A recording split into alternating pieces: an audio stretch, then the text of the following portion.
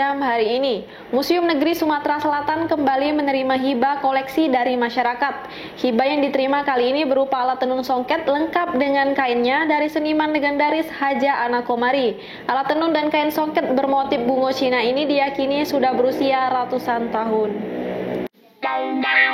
Alat tenun songket dan kain songket bermotif bungo Cina masih tersimpan baik oleh seniman legendaris Sumsel Haja Ana Komari. Kedua barang yang diyakini berusia ratusan tahun ini dihibahkan ke Museum Negeri Sumatera Selatan untuk dijadikan bahan edukasi kepada masyarakat. Barang hibah ini pun diterima langsung Kepala UPTD Museum Negeri Sumatera Selatan Haji Chandra Amprayadi.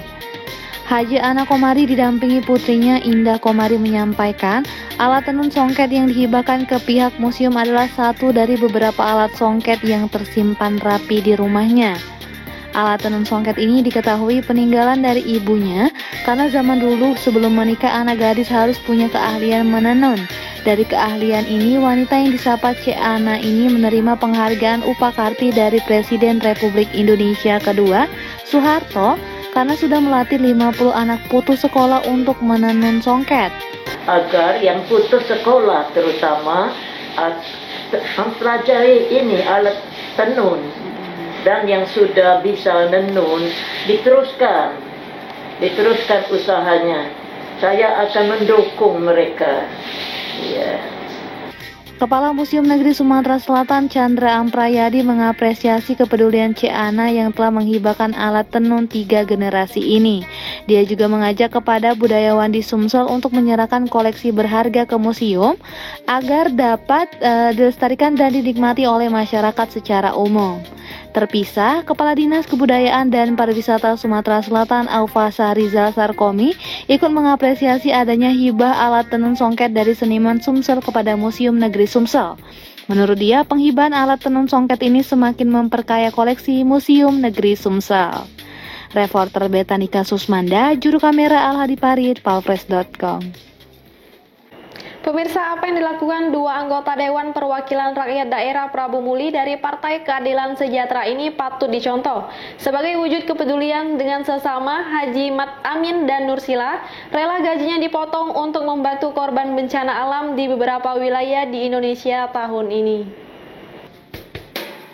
Dua anggota DPRD Prabu Muli dari Partai Keadilan Sejahtera Haji Mat Amin dan Nursila rela gajinya dipotong untuk membantu korban bencana alam di beberapa wilayah di Indonesia tahun ini.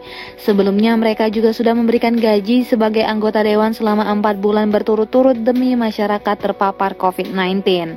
Di sela-sela menyalurkan bantuan ke posko bencana alam DPD PKS Prabu Muli Rabu lalu, Haji Mat Amin menegaskan dia siap bersinergi dengan kebijakan pusat PKS bahwa seluruh alat, simpatisan dan kader untuk membantu korban bencana alam sesuai dengan kemampuan masing-masing. Insya Allah kita bersinergi dengan kebijakan pusat PKS bahwa seluruh alat dan simpatisan kader membantu sesuai dengan kemampuan masing-masing. Bagi kami tentu akan menyumbangkan yang terbaik yang kita miliki untuk meringankan saudara-saudara kita, karena sampai hari ini kita belum ada turunan tentang berapa persen kita harus sumbangkan, tapi prinsipnya apapun kebijakan pusat kita akan dukung, bahkan lebih dari itu kita pun akan membantu sebaik mungkin. Senada Nurlisna yang mengaku siap gaji dipotong 1 bulan full untuk membantu korban bencana di beberapa wilayah di Indonesia. Sebagian telah dia sisihkan, tapi kalau pusat minta dipotong 1 bulan full dia pun siap. Sementara itu, Ketua DPD PKS Prabu Muli Ben Heri menuturkan jika pihaknya selama beberapa hari ke depan melakukan penggalangan dana untuk membantu korban bencana alam di beberapa wilayah. Pada hari ini alhamdulillah kita sudah mencatat tadi sudah terkumpul sekitar 10 juta yang akan kita salurkan ke posko bencana alam yang ada di Kalimantan Selatan dan Sulawesi Barat, insyaallah.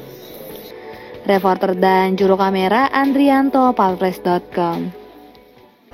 Demam bunga saat ini masih melanda sebagian warga Sumatera Selatan. Kondisi ini rupanya dimanfaatkan para penjual bunga yang ada di kota Pagar Alam. Dalam beberapa pekan terakhir, para penjual bunga terlihat banyak menjajakan dagangannya di ruas jalan pintu masuk kota Pagar Alam. Satu persatu bunga yang akan dijual disemprot oleh sang pemiliknya, Raswan. Beragam bunga yang terlihat indah memenuhi pondoknya yang berdiri di pintu masuk Kota Pagar Alam, tepatnya di Kelurahan Dalu, Kecamatan Dempo Tengah. Kepada palpres.com, Raswan mengaku baru beberapa pekan terakhir menjajakan dagangannya di pintu masuk Kota Pagar Alam. Dipilihnya lokasi tersebut untuk menyasar para pengunjung atau wisatawan yang berlibur ke Kota Pagar Alam. Di dalam pondok bunganya terdapat berbagai bunga khas Kota Pagar Alam, salah satunya keladi lereng. Bunga yang menjadi primadona karena keindahannya ini hanya tumbuh di hutan Kota Pagar Alam, sedangkan untuk harganya sangat bervariatif, mulai dari 50.000 hingga ratusan ribu rupiah. Raswan berharap bunganya banyak dibeli orang yang berwisata ke Kota Pagar Alam sebagai kenang-kenangan, mengingat Kota Pagar Alam memang dijuluki sebagai kota bunga.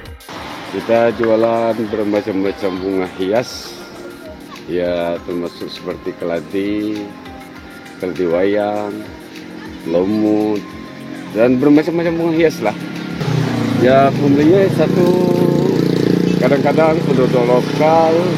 Di samping itu yang lebih diharapkan lagi dari pengunjung-pengunjung wisata dari jauh ke Kota Pagar Alam. Ya untuk harganya sangat bervariasi dari 50.000 sampai 250. Reporter dan juru kamera Eko Wahyudi, palpres.com.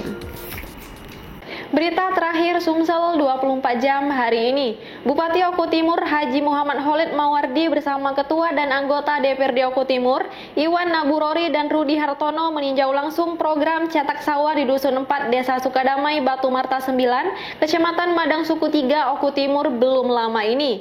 Program yang sudah mencetak 380 hektar lahan sawah baru pada 2020 tersebut terus dilakukan untuk menunjang ketahanan pangan nasional. Saat ini di Dusun 4 Desa Sukadamai Batu Marta 9 Kecamatan Madang Suku 3 Oku Timur, lahan yang sebelumnya merupakan lahan rawa ini sudah dicetak sawah mencapai luas 80 hektar lebih pada tahap pertama. Cetak sawah ini merupakan swadaya murni masyarakat. Bupati Oku Timur Haji Muhammad Khalid Mawardi dalam kesempatan itu menyampaikan bahwa pemerintah Kabupaten Oku Timur mendukung penuh dan siap membantu memfasilitasi alat pertanian dalam pelaksanaan cetak sawah di bumi sebiduk sehaluan. Khalid berpesan agar masyarakat tetap mengedepankan musyawarah mufakat dalam pelaksanaan cetak sawah ini. Selain itu juga, Bupati yang pernah mendampingi Herman Deru selama 2 periode saat menjadi Bupati Oku Timur ini mengatakan, selain lahan yang dialiri irigasi, Pemkab Oku juga menyiapkan program khusus bagi cetak sawah di luar jalur irigasi.